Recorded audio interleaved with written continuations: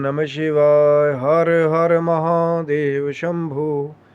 या देवी सर्वभूतेषु मातृरूपेण संस्थिता। नमस्तस्यै नमस्तस्यै नमस्तस्यै नमो नमः। जय माता दी। हर हर महादेव। भगवान शिव की, माँ जगदम्बा की असीम कृपा से फिर आपके समक्ष उपस्थित हुए हैं जो रहस्यपूर्ण जानकारी है चौथी महाविद्या के बारे में। अब हर बार ये बात इसीलिए मैं बार बार कहता हूँ कि जो वीडियो को पहली बार देखते हैं कि अलग अलग गुरु दीक्षाओं की वजह से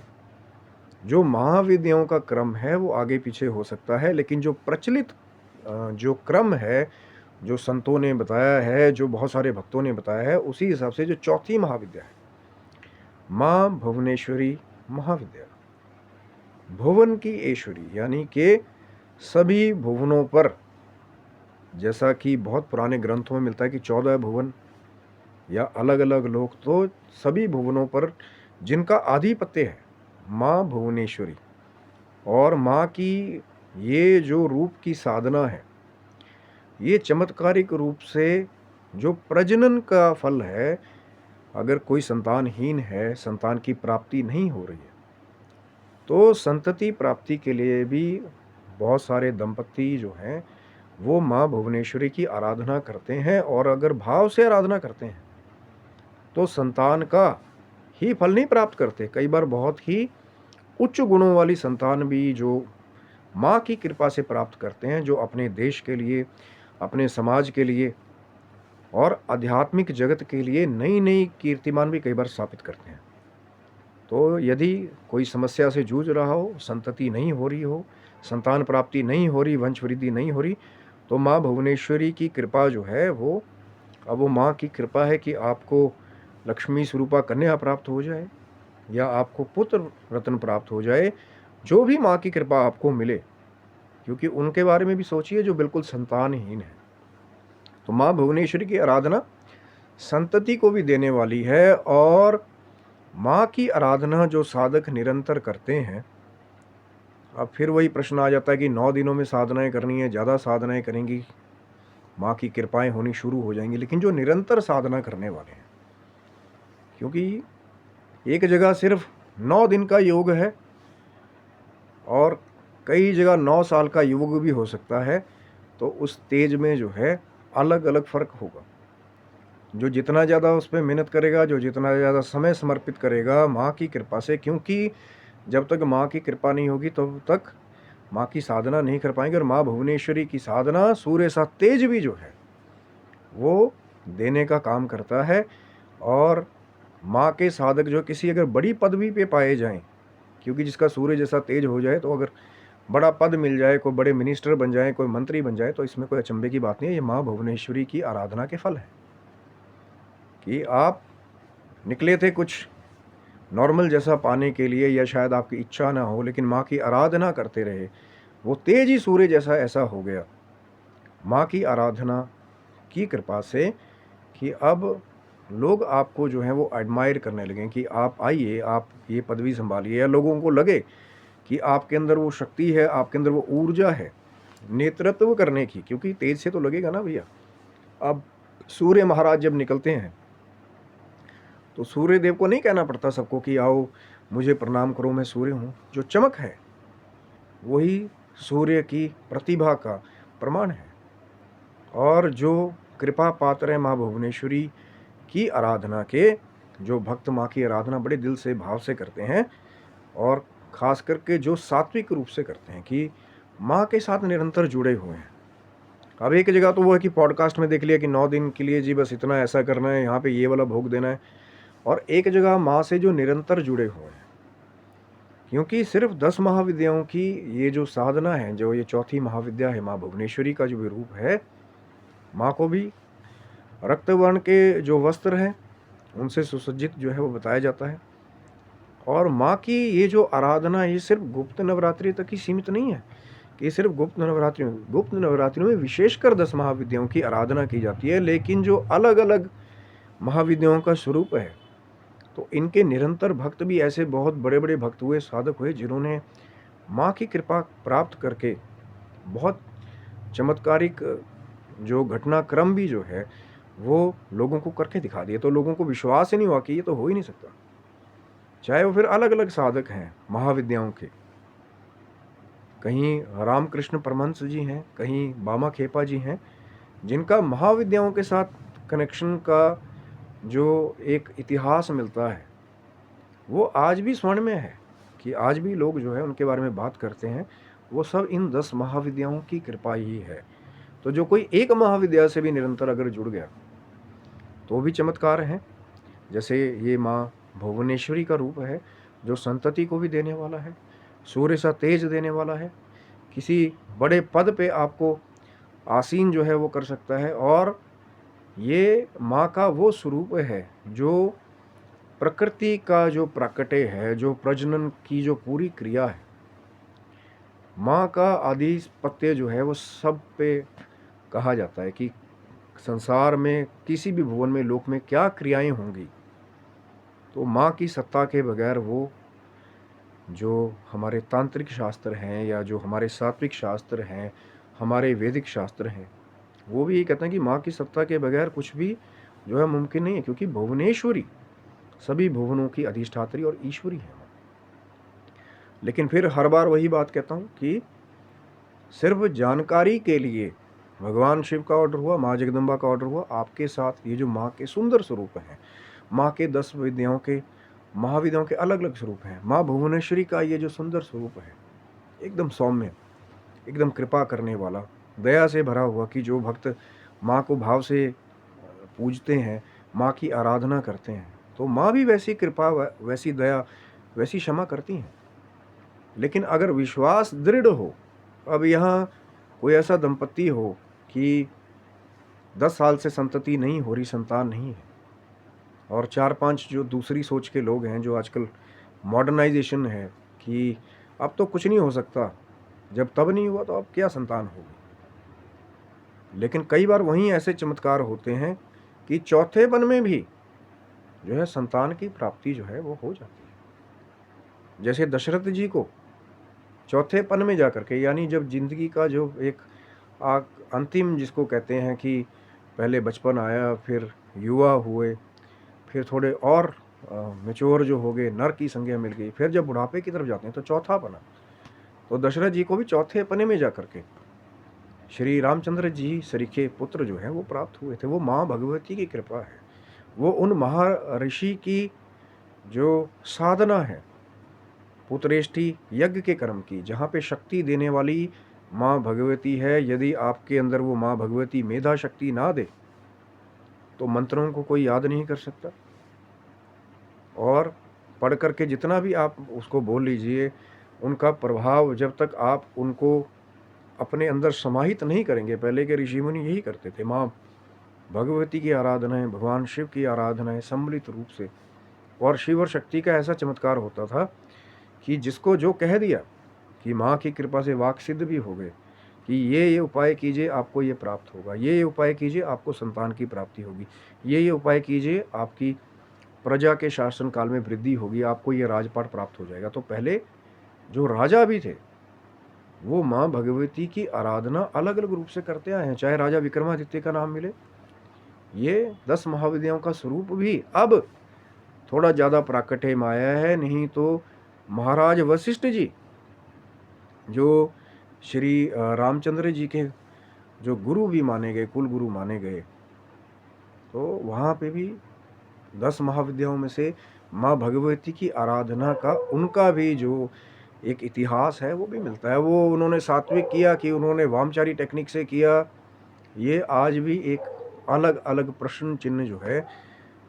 जब आप बहुत गहराई में जाते हैं तब भी कई बार कुछ एक ऐसे उत्तर हैं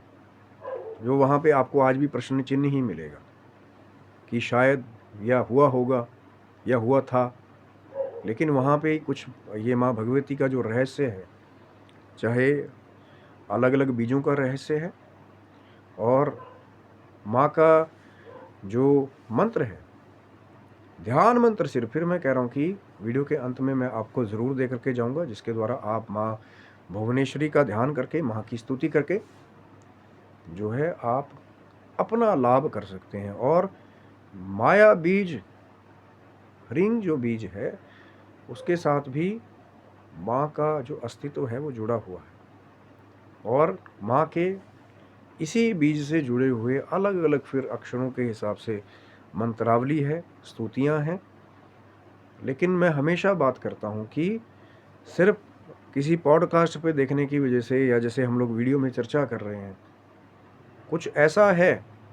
कि जो पूरा रहस्य है, जो पूरा ज्ञान है, जब भगवान शिव की कृपा हो जाती है, माँ जगदम्बा की कृपा हो जाती है, तो वो जो स्वरूप है जैसा माँ भुवनेश्वरी का, कि कैसे साधनाएं करनी है, क्या उसके साथ, क्योंकि महाविद्या की साधना प्यारे पहले कहा था, सावधानी हटी दुर्घटना घटी। हर बार बार बार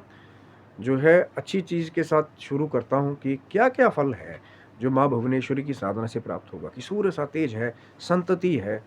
और संतति होगी, प्रजा बढ़ गई, राजकाज बढ़ने लगा। क्योंकि जिनका पुत्र नहीं है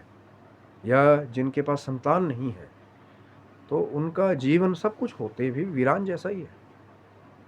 हर जगह जब हम लोग तर्पण क्रिया भी करने जाते हैं या करवाते हैं या उसके बारे में शास्त्र विधि पढ़ते हैं, तो भी चाहिए कि आगे कोई ना कोई वंशज तो चाहिए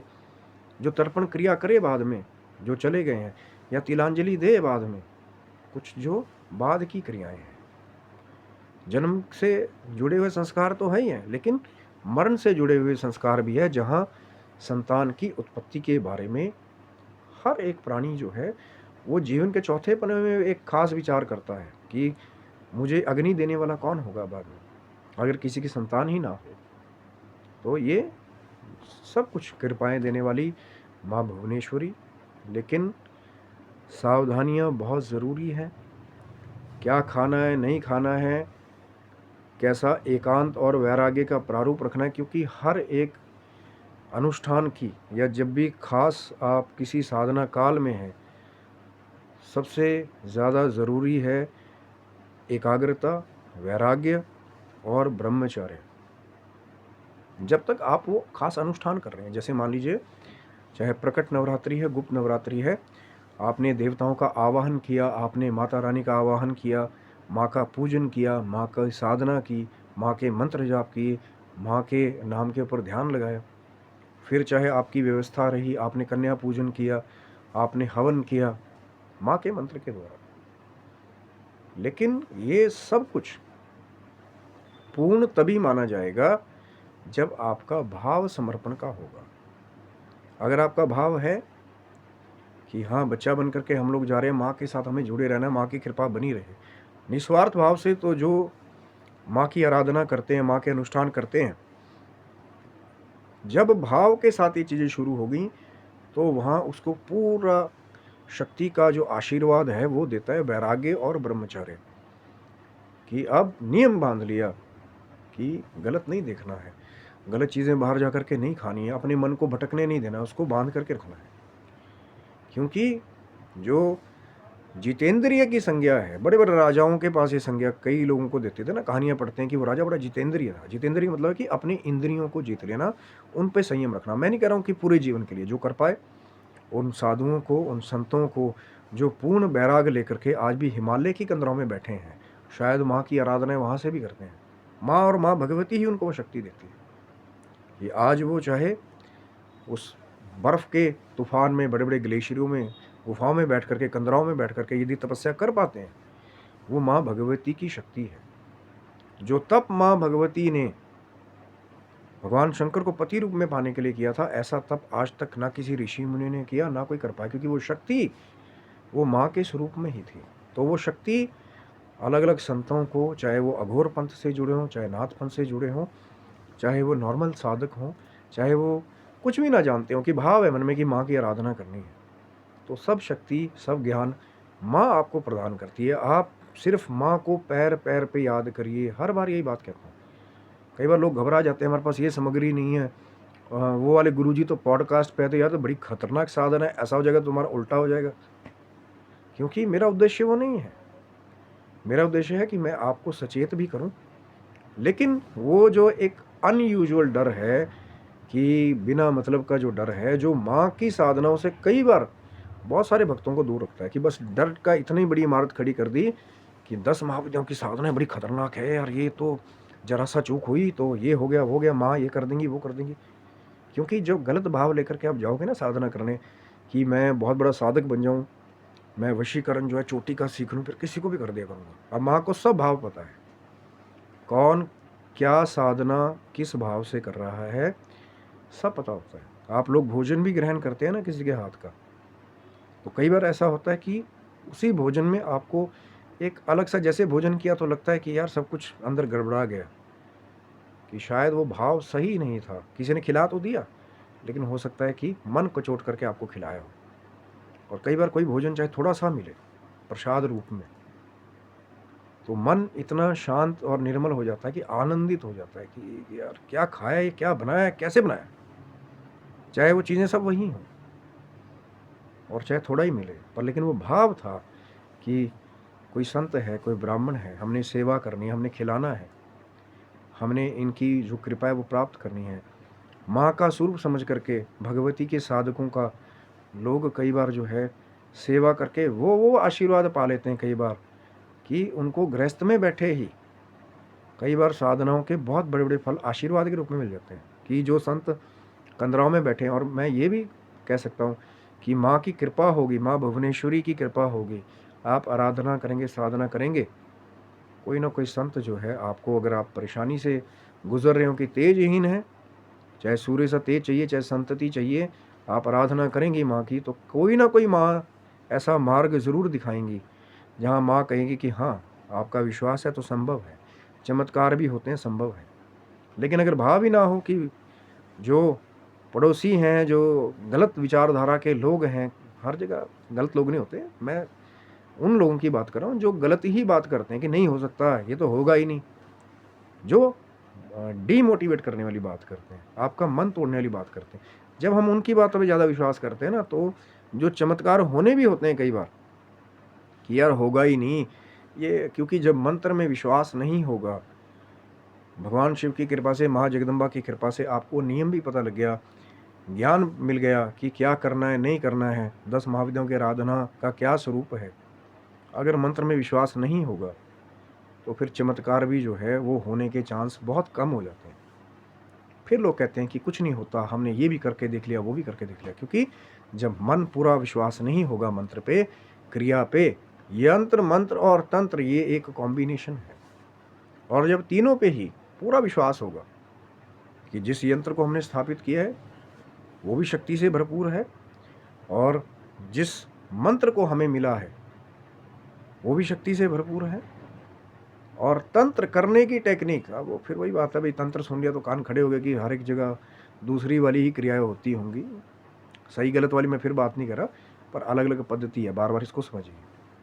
तो सात्विक तंत्र का मतलब है करने की क्रिया, कि मंत्र जाप कैसे करना है, साधना कैसे करनी है, मंत्र मिल गया, सामने यंत्र मिल गया, फिर वो चमत्कार हो गया कि यंत्र मंत्र तंत्र मिल गए, और उसके द्वारा फिर आपने माँ भुवनेश्वरी की आराधना की। तो हो सकता है किसी दिन आप जो है बाहर कम निकलें, कुछ दिन के बाद आप बाहर निकलेंगे तो लोग कहेंगे भैया ऐसा क्या लगा लिया, ये तेज कैसे बढ़ गया, यार दूर से बड़ा ग्लो मार रहा है, बड़ा एकदम चमत्कारी है, क्या है। लेकिन वो माँ भगवती की शक्ति है, वो माँ भगवती का रहस्य है, और फिर लोग जो है आपको एकदम ही एडमायर करें कि आओ यार ये प्रोफाइल आपके लिए है, आप यहाँ काम कीजिए। आप कभी शायद उनसे मिले भी ना हो, तब भी उनको विश्वास हो आपके ऊपर कि नहीं यार, लगता है कि आपके अंदर वो बात है। तो वो बात जो है वो माँ भुवनेश्वरी की आराधना में है, आपके विश्वास में है, आपके नियम में है। निरंतरता जो है वो जीवन में साधनाओं को बहुत बड़े रूप पे फलित करता है, कि बस जुड़े हैं, चाहे थोड़े समय दे रहे हैं, नित्य प्रति, और नित्य प्रति ही माँ भगवती की कृपाएं होती हैं। एक से एक चमत्कार हैं, लेकिन कई बार कुछ ऐसे रहस्य हैं, जब लगेगा कि आपके अंदर भाव है,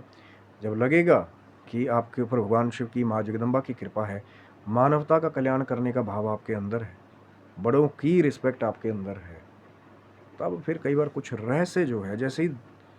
वो कृपा पात्र मिल जाता है कि हाँ यार इसके अंदर वो बात है, तो अपने आप ही वो जो माँ भगवती की कृपाएं जो किसी पर भी हुई हैं, तो फिर वो आगे अपने आप ही वैसे हो जाता है। यही माँ भुवनेश्वरी की कृपा है। और आगे भी जो जाते जाते मैं वो मंत्र आपको ज़रूर देता हूँ, ओम ह्रीं भुवनेश्वरी ह्रीं नमः। इसके द्वारा आप माँ भगवती का ध्यान और स्तुति जो है कर सकते हैं। और भी बहुत सारे मंत्र हैं, लेकिन ये कुछ ऐसा है जो भगवान शिव और माँ जगदम्बा का रहस्य है, जो किसी खास को जब तक परीक्षा हो जाए तब दिया जाता है। जो भगवान शिव की कृपा होगी तो आपको कहीं ना कहीं से ज़रूर मिल जाएगा। लेकिन माँ भुवनेश्वरी का आप ध्यान करें। माँ आपको बहुत सारे सूर्य से, वो जो तेज चमकने वाला चेहरा है, उससे आपको आशीर्वाद दे और आपकी संतति जो है वो स्वस्थ, आगे समाज के लिए जो है कुछ ना कुछ आध्यात्मिक जो चमत्कार है वो लाता रहे, कि संतान वो हो जो हमारे समाज के लिए भी कुछ करे, हमारे देश के लिए भी कुछ करे। आशा करता हूँ वीडियो आपको अच्छा लगा होगा और आगे भी चैनल को सब्सक्राइब रखिए। अभी हो सकता है चर्चा आगे चले जो बाकी महाविद्याओं के प्रारूप हैं, लेकिन जितना भी ज्ञान मेरे पास होगा भगवान शिव की माँ जगदम्बा की कृपा से आपको आगे भी देने का प्रयास करेंगे। तब तक के लिए आप सभी बंधुओं को हर हर महादेव शंभो, जय माता दी।